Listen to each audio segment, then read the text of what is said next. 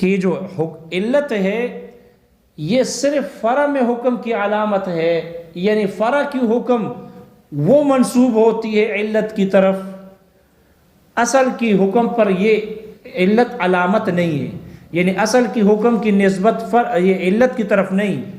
بلکہ وہ نص کی طرف ہوتی ہے۔ کس کی طرف ہوتی ہے؟ نص کی طرف۔ اصل میں تو نص بھی موجود ہوتی ہے، پھر اس کو معلول بالعلت کیا جاتا ہے،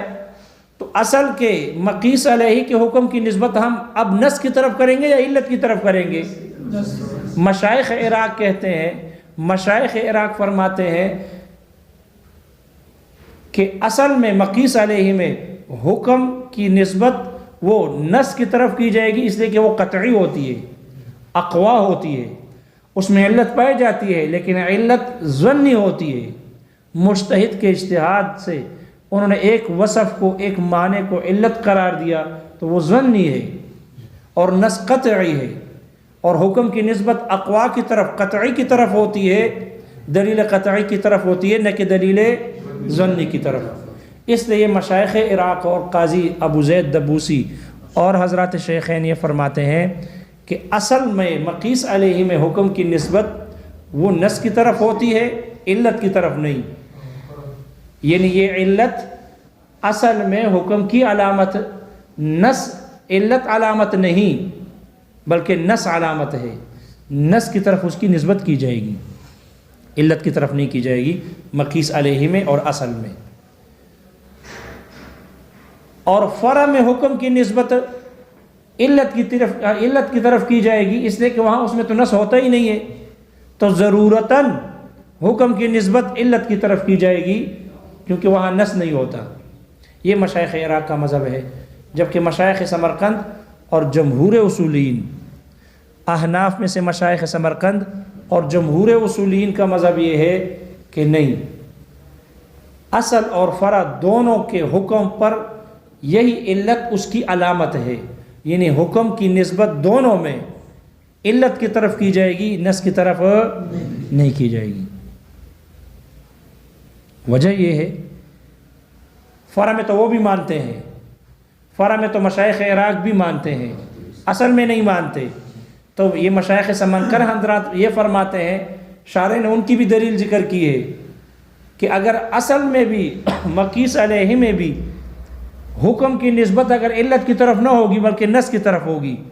تو پھر معلوم ہو کہ اصل میں جو علت ہے وہ مؤثر نہیں ہے، مقیس علیہ میں علت مؤثر، تو جب اصل میں وہ مؤثر نہ ہوگی تو پھر فرع میں وہ علت مؤثر کیسے بن سکتی ہے؟ اس لیے اصل میں بھی حکم کی نسبت علت کی طرف ہوگی اور فرع میں بھی حکم کی نسبت علت کی طرف ہوگی۔ دونوں کی دلیلیں سمجھ میں آ گئی؟ مشائخ عراق کہتے ہیں کہ فرع کہ اصل میں مقیس علیہ میں حکم کی نسبت یہ نص کی طرف ہوتی ہے، علت کی طرف نہیں ہوتی، اس لیے کہ نص قطعی ہوتا ہے، اور علت جو ہوتی ہے یہ تو مجتہد کے اجتہاد سے معلوم ہوتی ہے، مستنبط ہوتی ہے، اس لیے وہ ظنی ہے، اور حکم کی نسبت اقوا اور قوی کی طرف کرنا اولا ہے بنسبت ضعیف کی طرف کرنے سے، اس لیے وہاں چونکہ نص موجود ہے تو حکم کی نسبت نص کی طرف کی جائے گی، یعنی یہ کہا جائے گا شراب حرام ہے، شراب حرام ہے، حکم ہے نا، شراب حرام ہے، کیوں حرام ہے؟ اس لیے کہ نص موجود ہے، انما الخمر والمیسر والانصاب والازلام رجس من عمل الشیطان فاجتنبوه لعلکم تفلحون۔ یہ آپ علیہ الصلوۃ والسلام کا فرمان ہے، حرمت الخمر لعینها، شراب کو اس کی ذات کی وجہ سے حرام کیا گیا، لہذا شراب حرام ہے، کیوں حرام ہے؟ نص کی۔ دیکھو ہم حکم کی نسبت کس کی طرف کر رہے ہیں؟ نص کی طرف کر رہے ہیں۔ بنگ بھی حرام ہے، بنگ بھی حرام ہے، کیوں حرام ہے؟ نشاور ہونے کی وجہ سے۔ دیکھو ہم نے حکم کی نسبت کس کی طرف کر دی؟ علت کی طرف کر دی۔ یہ ہے کہ یہ علت علامت ہے حکم پر، اصل اور فرع دونوں میں ہے کہ ہم حکم کی نسبت علت کی طرف کریں گے یا نص کی طرف کریں گے۔ اس لیے ہم یہ نہیں کہتے کہ شراب نشاور ہے اس لیے حرام ہے، بلکہ اس میں نص موجود ہے۔ مسئلہ سمجھ میں آ گیا؟ شارح کہتے ہیں کہ یہ جو قیاس کا رکن ہے یہ وہ چیز ہے کہ جو نص کے حکم پر علامت ہوتی ہے، یعنی علت. یہ علت نص، یہ علت وہ شے ہے کہ جس پر نص مشتمل ہوتی ہے، جس پر نص، جو بھی نص ہوگی علت پر مشتمل ہوگی، اس میں علت پائی جائے گی، یا تو صیغتاً پائی جائے گی، یعنی وہ نص علت پر صیغے کے اعتبار سے مشتمل ہوگی، یا بغیر صیغے کے ہوگی، یعنی وہاں صیغہ صراحتاً موجود نہیں ہوگا، علت صراحتاً نص میں موجود نہیں، بلکہ اس پر دلالت پائی جائے گی، مستنبط ہوگی. جیسے کہ پہلے ہم روایت پڑھ چکے ہیں ایک نص اموال ربویہ میں سے، آپ علیہ الصلوۃ والسلام کا فرمان ہے الحنطۃ بالحنطۃ یا الحنطۃ بالحنطۃ والشعیر بالشعیر. یہ جو نص ہے اس میں علت صیغتاً موجود ہے، بے اعتبار صیغے کے موجود ہے، لہذا یہ نص علت پر صیغے کے اعتبار سے مشتمل ہے. اس لیے کو حنطہ کے ساتھ مقابل کیا گیا. معلوم ہوا کہ حرمت، معلوم ہو کہ ربا کی جو علت ہے وہ جنس ہے، اس لیے کہ حنطہ کے مقابلے میں لایا گیا. اور مثلاً بمثل کہا تو مثلاً بمثل سے اشارہ ہو گیا اس کے کہ یہ دونوں کیا ہو، قدر مع الجنس ہو، قدر ہو یعنی کیلی اور وزنی ہو. تو مثلاً بمثل سے کیل یعنی قدر کی طرف اشارہ ہو گیا، اس سے قدر معلوم ہو رہا ہے. اس لیے کہ ایک دوسری روایت بھی وہاں گزر چکی ہے کہ ایک دوسری روایت میں مثلاً بمثل کی جگہ کیلاً بکیل وزناً بوزن، تو صراحتاً آ گیا. تو نص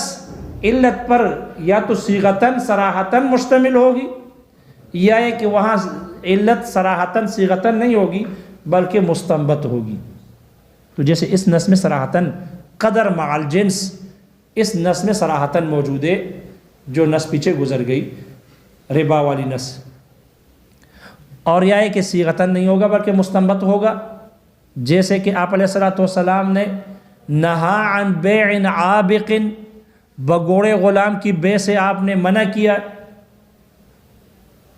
کیوں منع کیا؟ یہاں صراحتاً اس کی علت موجود نہیں ہے، لیکن لفظ بے سے اشارہ ہو رہا ہے کہ بے سے منع کیا تو بے کے لیے بائع کا ہونا ضروری ہے. اور بائع کیا چیز بیچے گا؟ غلام بیچے گا، لیکن غلام تو بھاگا ہوا ہے، کیسے بیچے گا؟ اس لیے کہ معلوم ہوا وہ مقدور التسلیم نہیں ہے، حوالے نہیں کر سکتا، اس کے حوالے کرنے سے عاجز ہے. تو آپ نے جو عابق کی بے سے منع کیا ہے اس کی علت معلوم ہو گئی، عجز عن التسلیم، حوالہ کرنے سے عاجز آنا، یہ اس کی علت معلوم ہو گئی. یہ صراحتاً موجود نہیں ہے، مستنبط ہے. صراحتاً موجود نہیں ہے بلکہ مستنبط ہے. یہ بات سمجھ میں آ گئی. لہذا جو بھی نص ہوگی وہ علت پر مشتمل ہوگی. علت پر کیا ہوگی؟ مشتمل ہوگی. شارح کہتے ہیں فرع کو اصل کی نظیر بنایا گیا حکم میں. کس میں؟ فرع اصل کی نظیر ہے حکم میں، حلال اور حرام ہونے میں. اگر اصل مقیس علیہ حلال ہے تو فرع بھی کیا ہوگی؟ حلال. اور اگر وہاں حکم حرمت کی ہے اصل میں تو فرع میں بھی حرمت کی. اگر اصل میں حکم صحت کی ہے تو فرع بھی صحت کی. اگر اصل میں حکم فساد کا ہے تو فرع میں بھی حکم فساد کا. تو یہ فرع اصل کی نظیر ہے، مساوی ہے، مثل ہے حکم کے اعتبار سے. جبکہ پیچھے شارح نے کہا تھا کہ فرع اصل کی نظیر ہو علت کے پائے جانے میں، علت کے مشترک ہونے میں فرع اصل کی نظیر ہو. تو وہاں علت میں کہا کہ فرع اصل کی نظیر ہو علت میں، جو علت وہاں ہے وہ علت یہاں پر بھی ہو. لہذا علت میں بھی مشریک ہو، مساوی ہو، اور جب علت ہوگی تو پھر حکم میں بھی کیا ہوگا؟ شریک ہوگا. جو حکم وہاں اصل میں وہی حکم فرع میں بھی ہوگا. اس لیے کہ فرع میں بھی تو علت پائی جاتی ہے نا. جب علت پائی جاتی ہے تو حکم علت بھی دونوں کا ایک ہو، فرع اصل کی نظیر ہو علت میں بھی اور حکم دونوں میں، علت اور حکم دونوں میں. شارح کہتے ہیں اس سے یہ بات سمجھ میں آ رہی ہے، یہ بات سمجھی جاتی ہے کہ قیاس کے ارکان 4 ہو گئے. قیاس کے ارکان 4 ارکان ہے: اصل، فرع، اصل یعنی مقیس علیہ، فرع یعنی مقیس، علت اور حکم، کتنے ہو گئی؟ 4 ہیں۔ قیاس کے ارکان 4 ہیں۔ ان میں رکن اعظم علت ہے، ان میں رکن اعظم علت ہے، اس لیے کہ اس علت کے بغیر قیاس ہی حاصل نہیں ہو سکتا، قیاس حاصل نہیں ہو سکتا، قیاس اسی پر قائم ہے۔ اور حکم سے مراد خیال کرنا، حکم سے مراد اصل کا حکم ہے، فرع والی حکم نہیں ہے۔ قیاس کے جو رکن ہے، اصل، فرع اور حکم، اس حکم سے مراد اصل کے اندر جو حکم ہے وہ مراد ہے، وہ بھی قیاس کا رکن ہے۔ فرع کے اندر جو حکم ہے وہ قیاس کا رکن نہیں ہے، کیونکہ وہ تو ہے ہی نہیں، قیاس تو اسی کے لیے کیا جا رہا ہے، لہذا وہ قیاس کا ثمرہ ہے، قیاس کا نتیجہ ہے، وہ قیاس کا رکن نہیں ہے۔ واللہ و شیء اپنے ذات پر موقوف لازم آئے گا، اسی کے لیے تو باغ دوڑ کی جا رہی ہے، قیاس کیا جا رہا ہے۔ یہ بات سمجھ میں آ گئی؟ دیکھو کتاب میں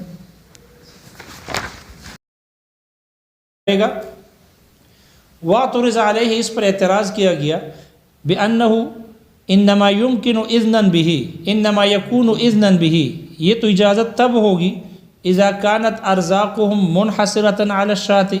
کہ جب ان فقراء کے رزق یہ بکری ہی میں منحصر ہو،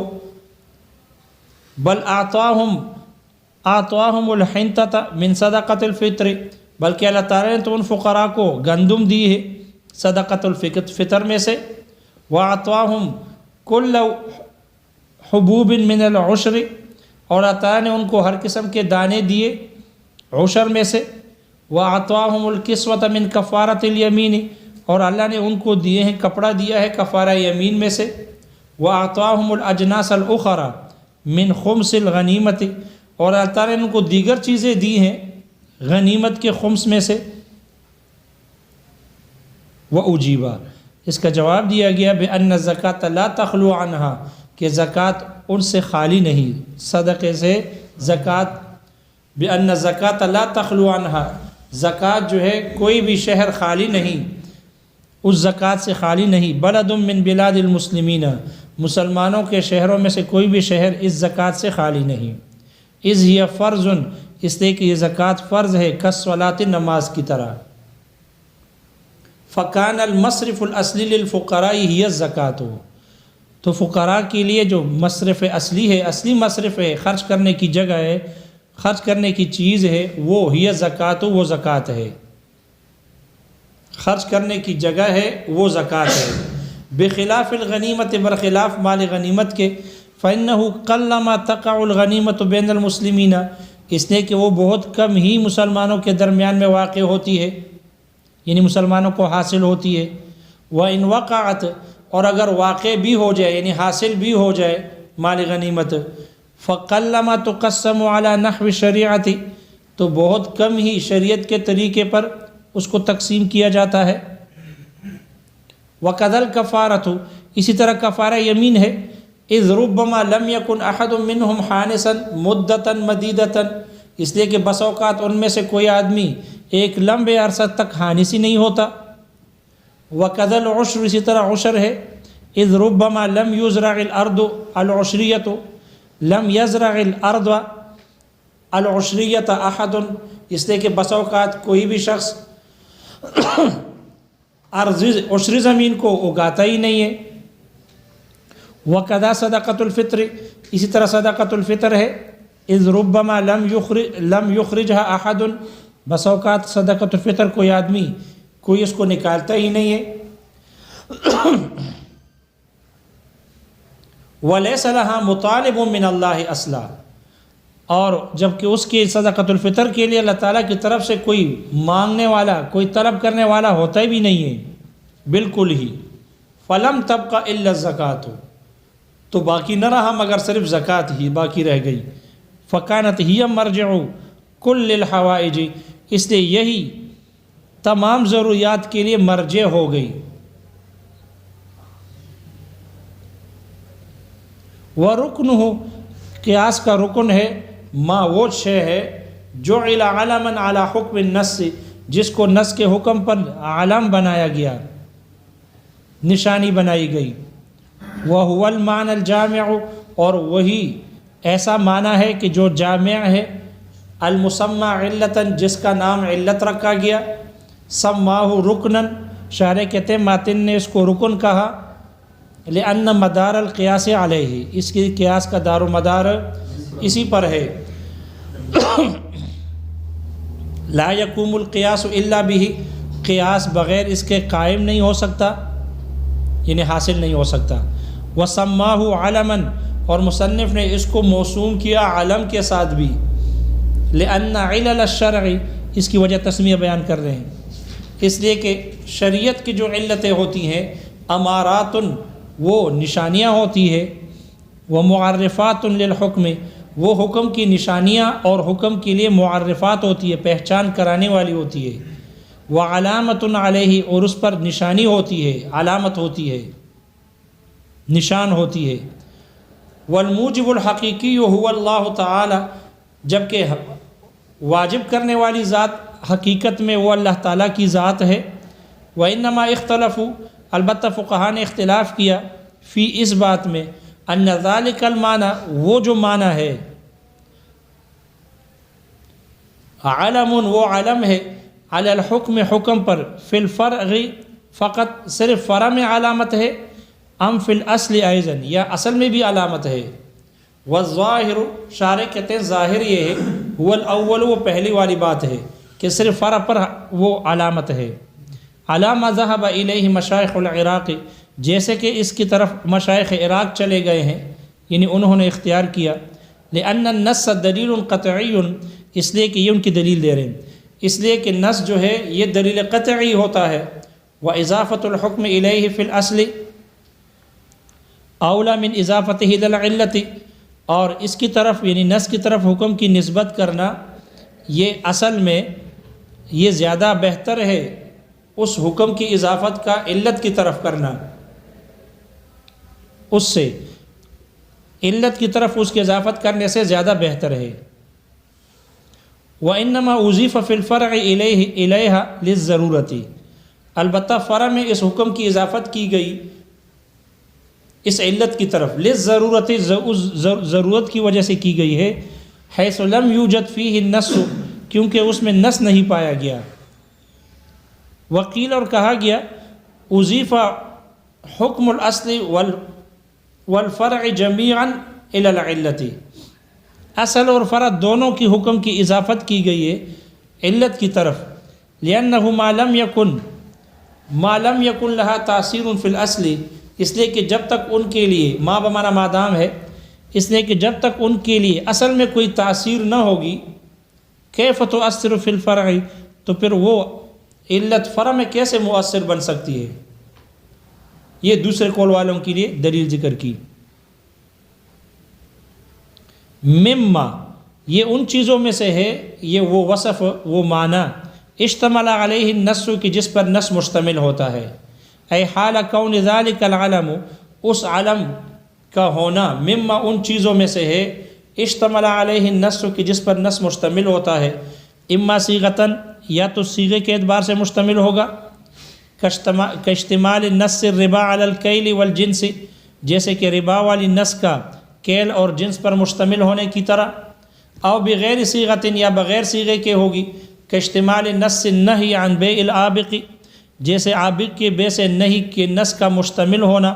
علی العجز عن التسلیم، حوالہ کرنے سے عاجز آنے پر، یہ ان پر مشتمل ہے، وجعل الفرع نظیرا للاصل، اور فرع کو اصل کی نظیر بنائی گئی، نظیرا لہو، اس کی نظیر بنائی گئی، اے للاصل، اصل کی، فی حکم ہی، اس کے حکم میں، لوجود ہی فیہ، علت کا اس میں پائے جانے کی وجہ سے، اس نص میں، اے وجود ذالک المعنی فی الفرع، اس معنی کا یعنی اس وصف اور علت کا فرع میں پائے جانے کی وجہ سے، وَيُفْهَمُ مِنْهَا ہونا، شارح کہتے ہیں یہاں سے یہ بات سمجھی جاتی ہے، ان ارکان القیاس اربعۃ، کہ قیاس کے ارکان 4 ہیں، الاصل والفرع والعلت والحکم، اور حکم سے مراد کون سا حکم ہے؟ جی، جو حکم اصل میں ہو، جو اصل مقیس علیہ میں جو حکم ہے وہ ہے. وَإِن كَانَ أَصْلُ الرُّكْنِ هُوَ الْعِلَّةُ، اگرچہ اصل رکن اور رکن اعظم وہ ہے، وہ علت ہے.